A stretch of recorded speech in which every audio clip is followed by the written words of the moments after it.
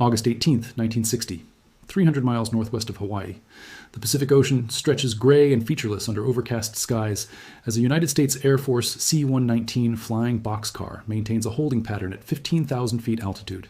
The crew has been airborne for 6 hours, waiting for a very specific event that tracking stations across the Pacific have been monitoring since yesterday. Somewhere above them, traveling at 17,000 miles per hour in orbital trajectory, a film canister ejected from a reconnaissance satellite designated Corona Mission 14 is beginning its re-entry into Earth's atmosphere. The canister, a gold-plated bucket approximately 3 feet long and 2 feet in diameter, contains 3,000 feet of photographic film that spent 8 days in orbit photographing the Soviet Union from an altitude of 100 miles. That film represents information that could reshape American understanding of Soviet military capabilities, but only if the recovery succeeds. The C-119. Its mission is to snag that canister in midair as it descends on parachute toward the ocean, using a trapeze-mounted hook system extended from the cargo bay. 12 previous attempts at this recovery maneuver have failed. Capsules sank before recovery ships could reach them, parachutes failed to deploy properly, or recovery aircraft missed the grab. Corona. Mission 14 represents the 13th attempt, and failure would mean losing intelligence that took 8 days and millions of dollars to acquire. The aircraft commander, Captain Harold Mitchell, receives updates from tracking stations monitoring the capsule's descent. The canister has survived re-entry heating. The parachute deployed at 60,000 feet as designed, and the capsule is descending toward the ocean approximately 30 miles from the C-119's position. Mitchell adjusts course, positioning his aircraft along the capsule's projected descent path. At 10,000 feet altitude, the crew spots the parachute, a bright orange canopy standing out against gray clouds. Mitchell maneuvers the C-119 to intercept, approaching from behind and slightly above, while the recovery specialist operates the trapeze hook system designed to catch the parachute's shroud lines. At 8,000 feet altitude, the hook snares the shroud lines cleanly, and the crew activates the winch that pulls the capsule aboard through the cargo bay. They've done it. The first successful mid-air recovery of a film canister from space, securing intelligence that will prove revolutionary in American understanding of Soviet military capabilities. The film, once developed and analyzed by the National Photographic Interpretation Center, reveals what American intelligence has desperately needed to know: accurate information about Soviet strategic missile deployment. The photographs show suspected ICBM sites across the Soviet Union with clarity that allows analysts to identify specific installations, count launch facilities, and determine operational status. The analysis conclusions shock senior officials when President Eisenhower receives briefings on August 24th. The Downward missile gap that has dominated American political discourse, the fear that Soviets have deployed hundreds of ICBMs giving them decisive strategic advantage, is propaganda. Corona photography reveals only 4 operational R-7 ICBM launch facilities in the entire Soviet Union. The United States, by comparison, has deployed 80 Atlas and Titan ICBMs, with production continuing to expand the force. The strategic balance isn't tilted toward Soviet advantage. It favors the United States substantially. Corona Mission 14 has exposed one of the most significant intelligence questions of the Cold War, providing definitive photographic evidence that reshapes American strategic planning. To understand why this intelligence was so revolutionary, you need to understand the information environment that existed before Corona succeeded. The Soviet Union operated as a closed society throughout the 1950s, implementing internal security measures specifically designed to prevent Western intelligence from gathering information about military capabilities. Foreign visitors were prohibited from military areas, aerial photography was forbidden under penalty of espionage charges, and even civilian maps were deliberately falsified to obscure accurate geographic information about infrastructure and facilities. The KGB's Second Chief Directorate, responsible for counterintelligence operations within Soviet territory, maintained extensive surveillance of foreign diplomats, journalists, and any individuals who might attempt intelligence collection. Soviet doctrine assumed that controlling physical access to Soviet territory would create an intelligence blackout that prevented Western understanding of Soviet military capabilities. This doctrine worked reasonably well through the mid-1950s. American intelligence possessed limited information about Soviet military developments, relying primarily on human intelligence from defectors and agents, signals intelligence from monitoring Soviet communications, and analysis of Soviet public statements and publications. These sources provided some information, but couldn't answer fundamental strategic questions. How many ICBMs has the Soviet Union deployed? Where are they located? How capable are Soviet air defenses? What is the actual size and composition of Soviet strategic bomber forces? Without accurate answers to these questions, American defense planning operated with dangerous uncertainty, forced to make assumptions that might prove catastrophically wrong if conflict occurred. The U-2 reconnaissance aircraft, beginning overflights of Soviet territory in 1956, provided the first comprehensive photographic intelligence about Soviet facilities, flying at altitudes approaching 70,000 feet, higher than Soviet interceptors could reach. U-2s photographed military installations, industrial facilities, and suspected weapons development sites. The photography revealed important information, but U-2 operations faced inherent limitations. Each mission required the aircraft to penetrate Soviet airspace for hours, creating substantial risk of interception as Soviet air defenses improved. On May 1, 1960, this risk materialized when Soviet SA-2 surface-to-air missiles shot down Francis Gary Powers' U-2 over Sverdlovsk. Powers survived, was captured, and his trial created international incident that embarrassed American diplomacy. President Eisenhower suspended U-2 overflights of Soviet territory, recognizing that the political costs and risks to pilots made continued operations unsustainable. American intelligence was left blind again, unable to safely photograph Soviet facilities that U-2 missions had begun revealing. Soviet leadership assessed in mid-1960 that they had successfully closed the intelligence gap. American reconnaissance couldn't penetrate Soviet airspace safely anymore. Human intelligence networks couldn't access the vast interior of the Soviet Union, where most military facilities were located, and Soviet counterintelligence prevented effective espionage operations. Soviet Premier Nikita Khrushchev exploited this perceived intelligence advantage through public statements claiming massive Soviet ICBM deployment, hundreds of missiles that gave the Soviet Union strategic superiority over the United States. American intelligence couldn't definitively refute these claims without reconnaissance that could photograph suspected missile sites. The strategic uncertainty this created shaped American defense debates, with politicians and military leaders arguing for accelerated ICBM production to close the alleged missile gap. What Soviet leadership couldn't know because the program was among America's most closely guarded secrets, was that Corona reconnaissance satellites were already orbiting above Soviet territory, photographing the entire country with comprehensive coverage that U-2 missions could never have achieved. The satellites orbited at altitudes between 100 and 200 miles, far above any Soviet air defense capability, invulnerable to interception, capturing photographs throughout every pass over Soviet territory. The Corona program would provide American intelligence with photographic coverage so comprehensive that by the end of 1960, analysts possessed more information about Soviet military facilities than they'd accumulated through all previous intelligence collection combined. The Corona program originated in 1956 when President Eisenhower approved development of reconnaissance satellite capability as a solution to the strategic intelligence problem Soviet secrecy created.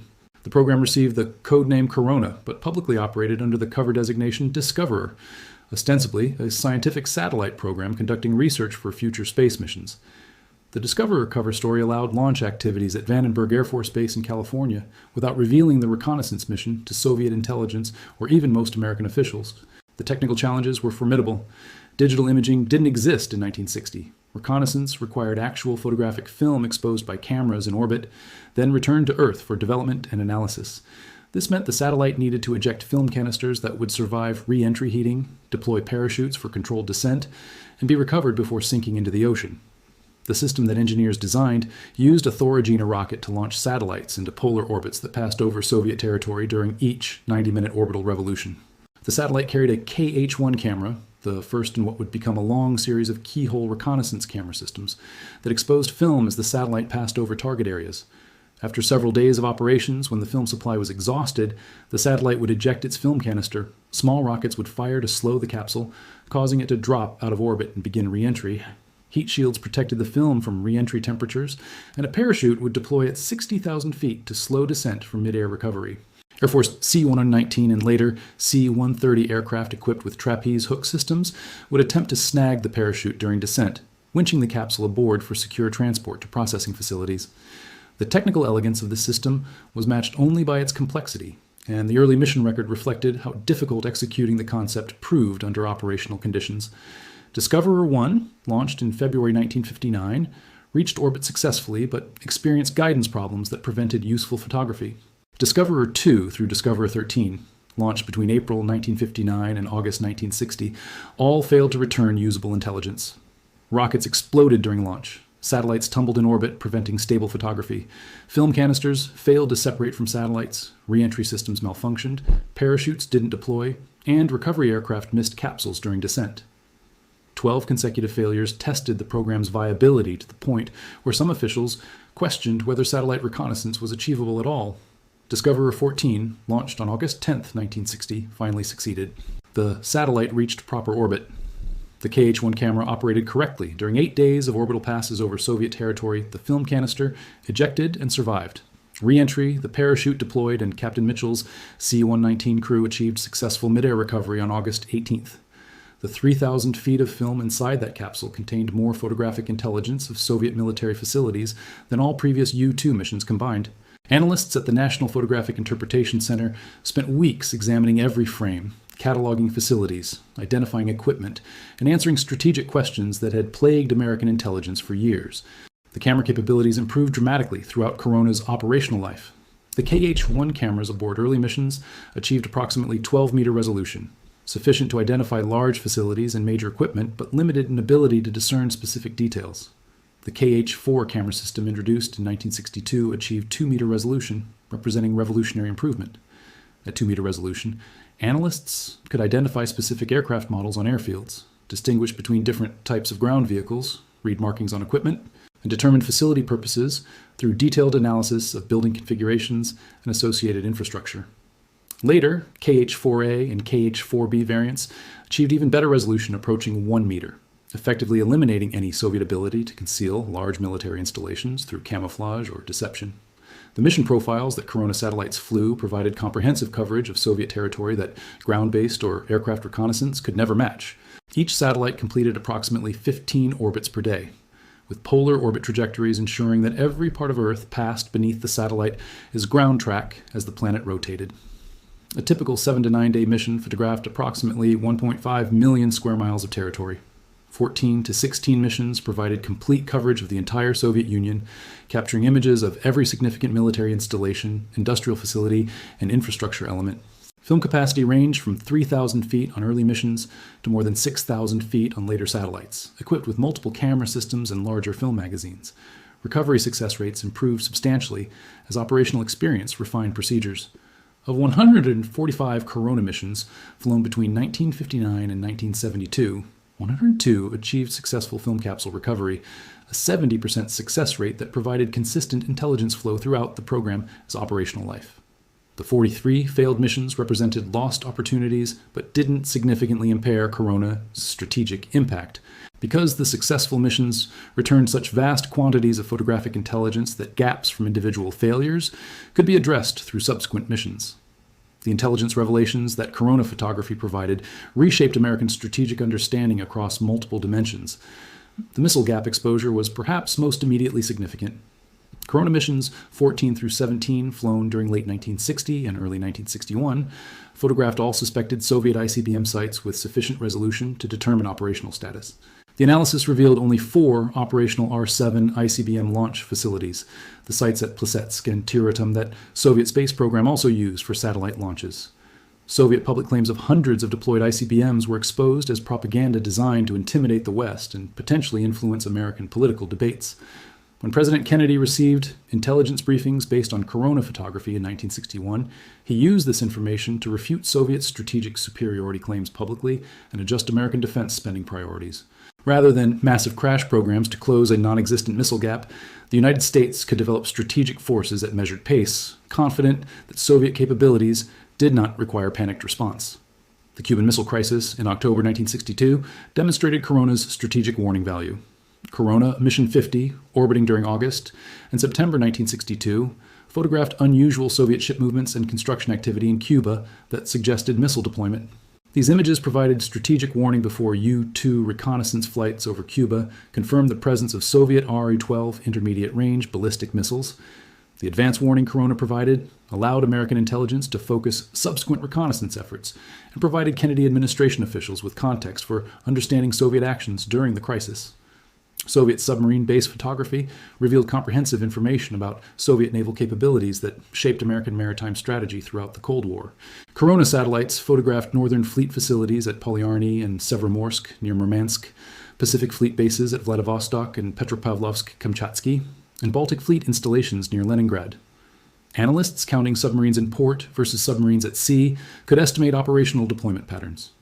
Measuring submarine dimensions from overhead photography allowed classification of different submarine types: ballistic missile submarines, attack submarines, cruise missile submarines, providing order of battle information essential for NATO anti-submarine warfare planning.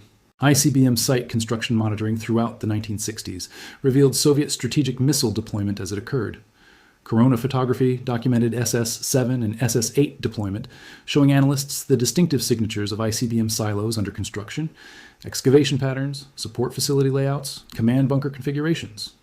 This information allowed American intelligence to maintain accurate counts of Soviet ICBM forces, understand deployment patterns, and assess the strategic balance with confidence rather than guesswork.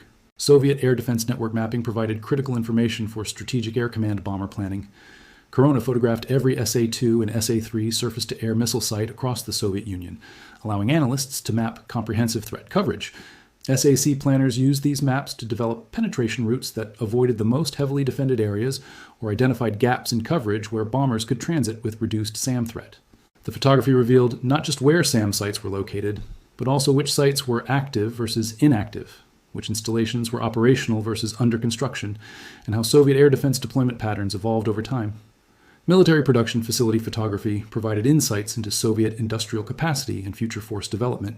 Corona images of aircraft factories producing MiG and Sukhoi fighters, tank plants like Uralvagonzavod manufacturing armored vehicles, and shipyards building naval vessels allowed analysts to estimate production rates by counting vehicles in storage areas and observing facility activities. These assessments informed American defense planning by revealing what Soviet military forces would look like 3 to 5 years forward based on current production.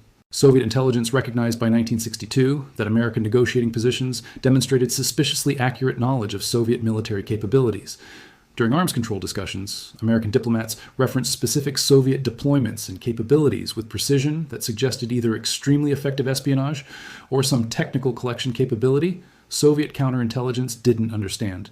KGB analysis concluded that the United States must have penetrated Soviet military or government organizations at high levels, a mole with access to sensitive information who was providing comprehensive intelligence to American handlers. Soviet counterintelligence launched extensive investigations attempting to identify this suspected penetration, conducting security reviews that touched thousands of personnel with access to classified military information. These investigations never identified the source because no mole existed. American intelligence was reading Soviet capabilities from satellite photography, not human agents. The Corona program remained so highly classified that even Soviet intelligence services operating with sophisticated technical expertise never suspected orbital reconnaissance satellites as the intelligence source. Soviet radar tracked Corona satellites throughout their orbital passes. Satellites were detectable through radar returns, just like any other orbital object. But Soviet analysis concluded these were the scientific research satellites that Discoverer cover story claimed. The reconnaissance role remained classified until 1995, when the CIA declassified the Corona program and released mission records to the public. Until that declassification, Soviet intelligence spent more than 3 decades searching for explanations that never existed, while American satellites continued photographing Soviet military developments with immunity from interdiction. The intelligence impact extended beyond just tactical information about current capabilities to strategic assessment that shaped Cold War dynamics. Corona photography formed the empirical foundation for national intelligence estimates produced annually by the American intelligence community. These estimates assessed Soviet military capabilities, strategic intentions, and future developments, providing policymakers with analysis based on comprehensive evidence rather than speculation. Throughout the 1960s and into the 1970s, Corona imagery provided the factual baseline that made these estimates credible and allowed them to inform defense planning with confidence. Arms control verification became possible through satellite reconnaissance in ways that would have been impossible relying solely on on-site inspections or other traditional verification measures. The strategic arms limitation talks in the early 1970s, culminating in the SALT-I Treaty signed in 1972, depended fundamentally on both superpowers' confidence that they could verify compliance through satellite reconnaissance.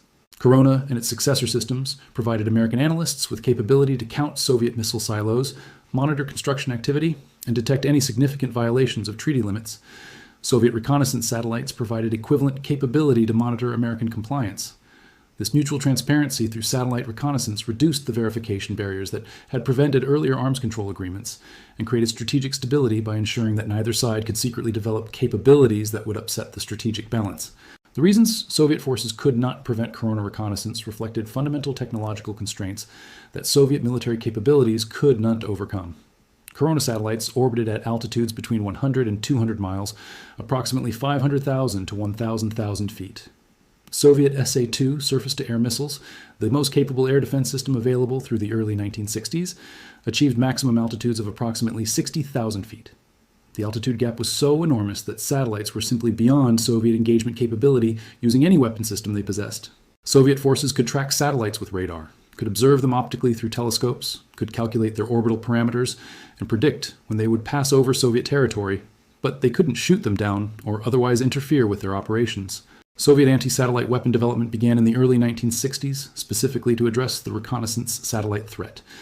The program eventually produced operational capability to engage satellites in low Earth orbit through direct-descent missiles that would intercept targets through kinetic collision or proximity detonation.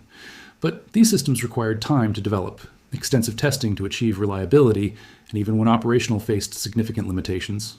Anti-satellite weapons needed advance warning of when target satellites would pass over launch sites, required time to prepare for launch that often exceeded the warning time available, and achieved intercept success rates that never approached certainty. By the time Soviet anti-satellite capability became operational in the mid-1960s, Corona had already been operating for several years, providing comprehensive photographic coverage of Soviet military facilities. Even after anti-satellite weapons achieved operational status, Corona missions typically completed their photographic objectives and ejected film capsules before Soviet forces could organize intercept attempts. Soviet photo reconnaissance satellite development produced the Zenit program beginning in 1961, providing Soviet intelligence with orbital reconnaissance capability comparable in concept to Corona. But Zenit systems operated with lower resolution cameras, less reliable film recovery systems, and achieved substantially lower mission success rates than Corona. Soviet reconnaissance satellites captured perhaps 10% of the intelligence that Corona provided, leaving Soviet planners working with much less comprehensive understanding of American military facilities than American intelligence possessed about Soviet capabilities. The strategic asymmetry this created gave American intelligence decisive advantages throughout the Cold War. American analysts examining Corona photography could count Soviet missiles, submarines, aircraft, and ground forces with reasonable accuracy.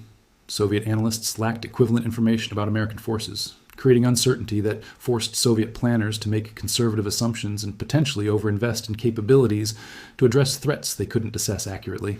This intelligence advantage translated directly to strategic advantages. American forces could be sized based on known threats rather than worst-case assumptions. American negotiators could approach arms control discussions with accurate baseline information, and American defense planning could proceed with confidence that was impossible for Soviet counterparts operating with less comprehensive intelligence. The Corona program's legacy extends far beyond its operational lifetime to establish satellite reconnaissance as fundamental capability that shapes modern intelligence and national security. Corona operated from 1959 through 1972, flying 145 missions that returned more than 800,000 photographs, providing comprehensive coverage of Soviet military facilities and capabilities.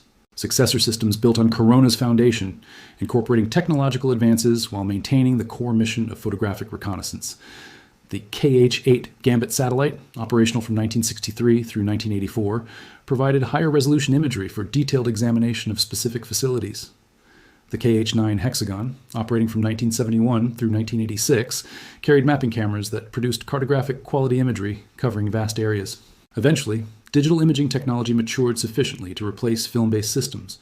Modern reconnaissance satellites operated by the National Reconnaissance Office employ digital sensors that transmit imagery electronically, eliminating the need for film recovery and providing near real-time intelligence that Corona's multi-day processing cycle could not match.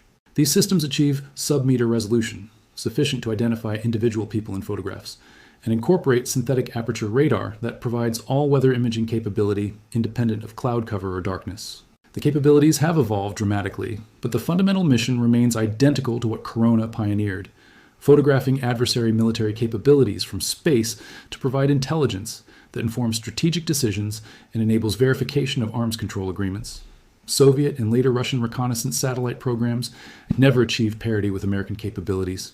Soviet systems provided useful intelligence but operated with persistent limitations in resolution, reliability, and coverage that left Russian military planners working with less comprehensive information than their American counterparts possessed.